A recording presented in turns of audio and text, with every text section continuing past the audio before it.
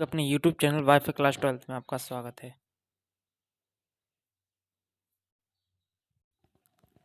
जैसा कि आपको पता होगा, मैं आपको बताने वाला हूँ एसएससी सीजीएल 2024 का टाइम टेबल कि हमें कितना पढ़ना चाहिए, कितने सब्जेक्ट डेली पढ़ना चाहिए, कितना रिवीजन करना चाहिए, कितने मॉक टेस्ट देना चाहिए और कितने समय तक हमें अपनी प्रिपरेशन करना चाहिए। इसके बारे में हम इस वीडियो के माध्यम से आपको बताएंगे। तो क्या हमारा स्टडी प्लान है इस वीडियो का, तो हमें ये बताना है कितने आवर्स हमें डेली स्टडी करना है, कितने हमें सब्जेक्ट पढ़ना है, कितना रिवीजन करना है, कितनी मॉक टेस्ट लगाना है और कितने समय तक पढ़ना है। तो हम इस वीडियो में आपको बताएंगे।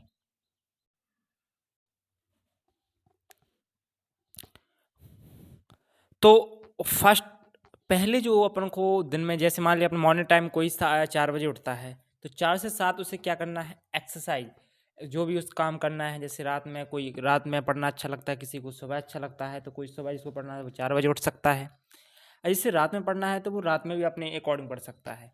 फर्स्ट 1 आवर हमें क्या करना है, 4 बजे से उठकर यू बॉडी और माइंड के लिए हमें एक्सरसाइज करना है, वॉक करना है और मेडिटेशन कर सकते हैं या कोई प्रे भी कर सकते हैं। सुबह उठते ही हमें थैंक यू बोलना है for giving me this life, gratitude family friend, I am going to give my best today. इस तरीके से आप बोल सकते हैं सुबह उठते ही। ठीक है। मॉर्निंग स्टडी आपको दो प्लान क्या रहेगा, आपको क्या करना है, सुबह के 2 आवर रिवीजन और रिमेंबर करना है जो आपने पहले पढ़ा है। 5 से 7 जो आपका समय है, जो आपने सारे दिन पढ़ा था उसको एक बार रिवाइज कर लेना है। 5 से 7 के बीच में 2 आवर रिवाइज करने से क्या होगा, आपने जो पढ़ा है वो रिकॉल आ जाएगा, तो आपका एक मोटिवेशन बिल्डअप हो जाएगा, जिससे आपको नेगेटिव थॉट नहीं आएंगे, क्योंकि आपको पता है कि हमने रिवाइज कर लिया, हमें वो आता है। ठीक है। इस तरीके से पहले आपको 2 आवर्स आपको अपना रिवीजन करना है। फिर आपको क्लास जो टाइम आता है, क्लास टाइम आता है, जैसे आपकी कोई क्लास टाइम है, मान लीजिए ऑनलाइन क्लास है, कोई ऑफलाइन क्लास लेता है, तो 8 या 9 बजे से 1-2 बजे तक उसकी क्लास टाइम होगी 5 आवर। ठीक है। जस्ट लाइक कोचिंग क्लास है या ऑनलाइन या ऑफलाइन क्लास है या कोई भी डिस्टर्बेंस, मोबाइल साइलेंट रखो, 15-30 मिनट बढ़िया ये चीज़ें करने के बाद बस हर चीज़ ब्रेक लो।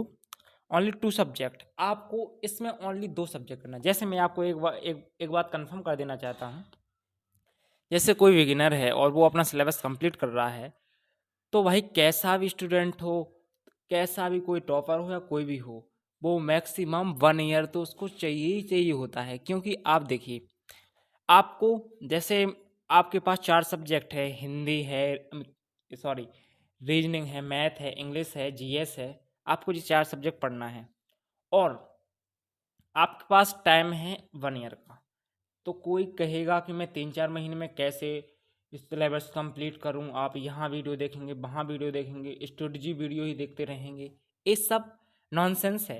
क्योंकि कोई भी तैयारी करने के लिए 1 ईयर चाहिए ही होता है। आप सोचो कि हम मतलब 2-3 महीने में अपना सिलेबस कंप्लीट कर लें, तो जस्ट ये रॉन्ग है। आप ऐसा नहीं कर सकते हैं। तो पे मैं आपको बताना चाहता हूँ कि आपको जस्ट 3 से 4 महीने ओनली 2 सब्जेक्ट पढ़ना है। कैसे पढ़ना है वो मैं आपको बताने वाला हूँ। जैसे मान लीजिए आपने रीजनिंग या मैथ उठा लिया, मैथ या इंग्लिश उठा लिया, अब कोई 2 सब्जेक्ट ले लिए, आपको 4 से 5 महीने में इन 2 सब्जेक्ट को कंप्लीट कर लेना है। ठीक है। और कैसे करना है, जैसे आपने मान लीजिए मैथ का परसेंटेज चैप्टर पढ़ा, तो परसेंटेज आपने पूरा चैप्टर पढ़ लिया और जैसे परसेंटेज की आपने फर्स्ट क्लास देखी, तो आपने उसे पढ़ ली, फिर उसे रिवाइज करना है, उसे पढ़ लिया फिर उसे रिवाइज करना है, पढ़ लिया फिर उसे रिवाइज करना है। मतलब जैसे सर ने आज 50 क्वेश्चन कराए, तो 50 क्वेश्चन को आपको क्या करना है, रिवीजन करना है। फिर नेक्स्ट डे आपको वो 50 क्वेश्चन हो गए, 20 क्वेश्चन हो गए, फिर उनका रिवीजन करना है। इस तरीके से आपको हफ्ते में 5 टाइम्स आपका रिवीजन हो जाएगा और 5 टाइम्स आप वो क्वेश्चन सॉल्व कर लेंगे। फिर लास्ट के जो सैटरडे और संडे बचता है, उसमें ओनली आपको ओनली क्या करना है, रिवीजन करना है। जैसे इंग्लिश आपने पढ़ लिया, एक बार लेक्चर देख लिया, फिर आपको उसका रिवीजन करना है। लेक्चर देख लिया, फिर आपको उसको रिवीजन करना है। और फिर आपका जैसे ही सब आपका, जैसे मान लीजिए आपका परसेंटेज चैप्टर कंप्लीट हो गया है, वो सारे चैप्टर को आपको कोई प्रीवियस ईयर की बुक उठाकर उस चैप्टर वाइज उसके सारे क्वेश्चन सॉल्व कर लेना है। इस तरीके से आपको 2 सब्जेक्ट लेके चलना है। लास्ट के 4 महीने में यही कम से कम आपका 100 टाइम्स बार रिवीजन हो जाएगा। 100% आपके इसमें से मार्क्स नहीं कट पाएंगे। आप चैप्टर वाइज कर लेना और फिर इसके बाद मिसलिनियस करते रहना। फिर नेक्स्ट जो आपका स्टेप होगा, जैसे आपने 2 सब्जेक्ट कंप्लीट कर लिए, जैसे आप जंप कर रहे हैं, मान लीजिए आपने इंग्लिश और मैथ कंप्लीट कर लिए, इंग्लिश मैथ नहीं, इंग्लिश या जीएस कंप्लीट कर लिए, तो नेक्स्ट जंप करना आपको मैथ पे। तो मैथ पे क्या करना है आपको, पहले 1 हफ्ते में 2 दिन आपको जो सब्जेक्ट आपके 2 सब्जेक्ट हो चुके हैं उनको रिवाइज के लिए रखना है, और साथ ही उनको करते जाना है, 2 सब्जेक्ट उनको करते जाना है। तो क्या होगा, आप पे एक प्रेशर क्रिएट नहीं होगा, और प्रेशर क्रिएट ना होने से आपकी स्टडी को बिल्डअप मिलेगा, और आप ओनली 1 ईयर में आप ओनली 1 ईयर में आप इस एग्ज़ाम को क्वालिफाई कर सकते हैं। नहीं तो ऐसे हज़ारों स्टूडेंट हैं, सालों तैयारी करते हैं और उनका सालों सिलेबस ही कंप्लीट नहीं होता, सिलेबस ही कंप्लीट करते रहते हैं। तो आपको क्या करना है, आपने परसेंटेज चैप्टर उठाया, आज सर ने 20 क्वेश्चन कराए, तो 20 क्वेश्चन आपको घर जाकर फिर सॉल्व कर लेना है, और इसे रिवाइज करके फिर उपस्थित होना है। फिर आपने सॉल्व कर लिए, सर ने कराए, आप इसी तरीके से हफ्ते में 5 बार आपने सॉल्व कर लिए, लास्ट के 2 दिन बचते हैं वो सारे क्वेश्चन सॉल्व कर दिए सैटरडे और संडे को। इस तरीके से आपका जो चैप्टर है वो कंठस्थ हो जाएगा, और आप डेफिनेटली उसमें अच्छा स्कोर कर पाएंगे। ठीक है, आपको ओनली 2 सब्जेक्ट ही पढ़ना है बिगिनर को, ये नहीं कि हम चारों सब्जेक्ट पढ़ते रहें, पजल होते रहे दिन भर, ये पढ़े वो पढ़े। इसमें दिमाग आपका डाइवर्ट रहेगा और आप अच्छे से स्टडी नहीं कर पाएंगे, और ऐसा ही आपको सालों स्टडी करते रहेंगे, कुछ नहीं होने वाला, स्ट्रेटजी वीडियो देखते रहेंगे। ठीक है, नेक्स्ट आगे बढ़ते हैं। तो आप क्या कर सकते हैं, देखिए ये टाइम टेबल वैसे किसी के लिए फिक्स नहीं है, टाइम टेबल बनाना कोई कंपलसरी ही नहीं है, ओनली आपको डिसिप्लिन होना जरूरी है, क्योंकि अनुशासन व्यक्ति ही इस एग्जाम को क्वालिफाई कर सकता है। मैं एक बात क्यों कह रहा हूँ, मैं इसलिए कह रहा हूँ कि देखिए टाइम टेबल हर कोई फॉलो नहीं कर पाता है, और टाइम टेबल फॉलो हो ही नहीं पाता है, कोई कुछ काम आ गया। ठीक है, तो आपको क्या करना है, एक अपना एक कॉपी लेना है, उस पर सारा स्टडी लिख लेना है कि आज डे में मुझे इतनी टॉपिक कंप्लीट करना है। तो आपको सबसे पहले ए टाइम नहीं डिसाइड करना मैं 3 घंटे इंग्लिश ही पढ़ूंगा, नहीं, आपका अगर टॉपिक 1-2 घंटे में ही कंप्लीट हो रहा है तो वो आपके लिए सफिशिएंट है।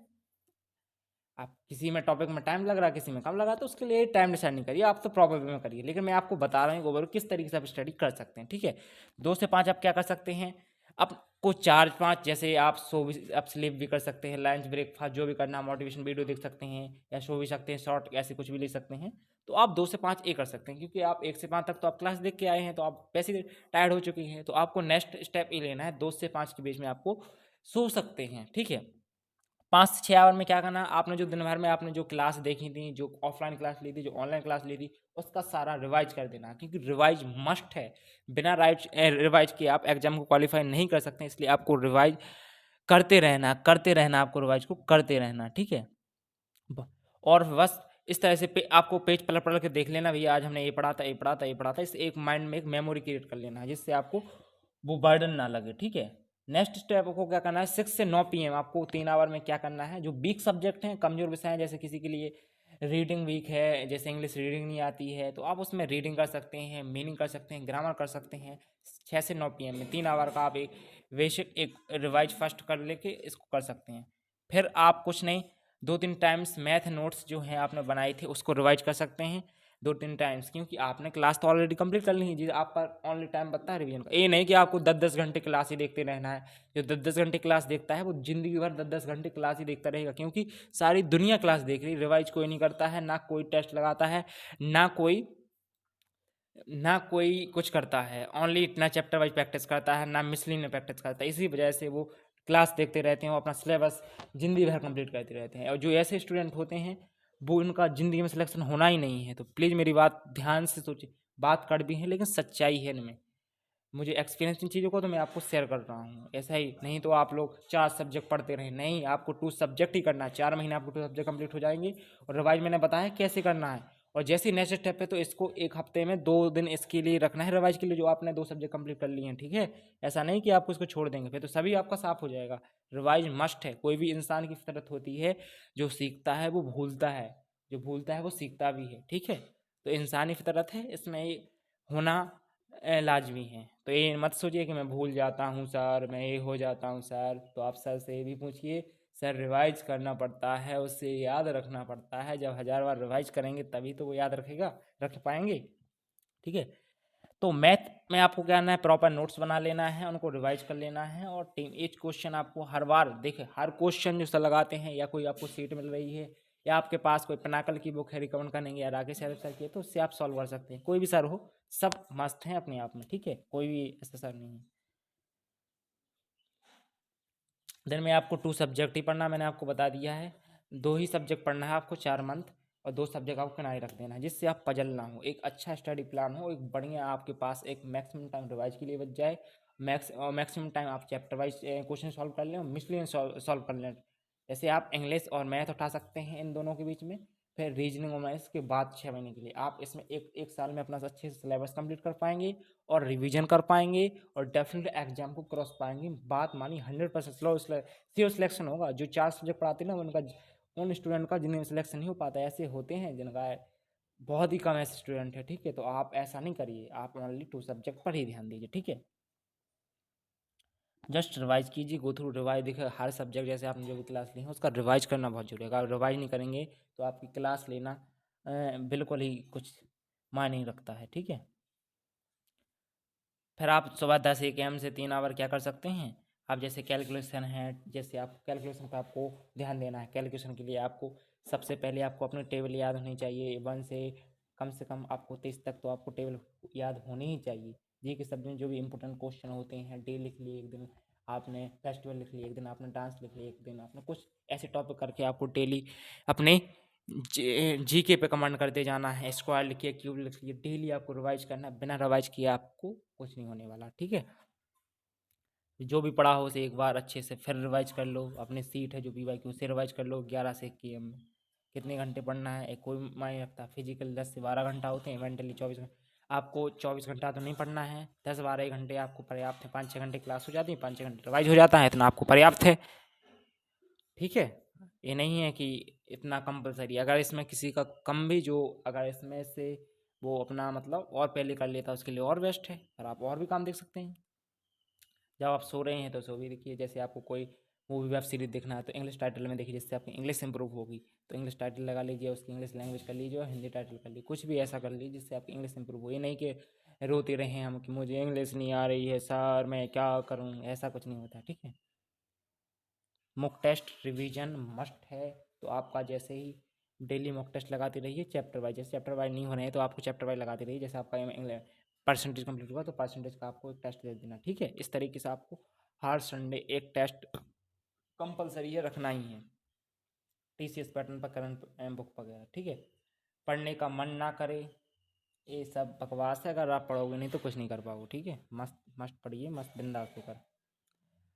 लास्ट टाइम है, रिवाइज करिए। आगे बढ़ने से पहले जो पढ़ ली है उसे अच्छे से रिवाइज करो। कुछ महत्वपूर्ण बातें, रील शॉर्ट वीडियो देखना बंद करो, इससे कुछ नहीं होने वाला आपका, यही देखते रह जाओगे, इसमें टाइम वेस्टिंग है। आप जैसे मान लीजिए किसी चैट करें उसमें भी आपका टाइम वेस्ट होता है, आपकी एनर्जी वेस्ट होती है। जैसे आप कोई वीडियो देख रहे हैं तो उसमें भी आपका टाइम वेस्ट होता है, एनर्जी वेस्ट होती है।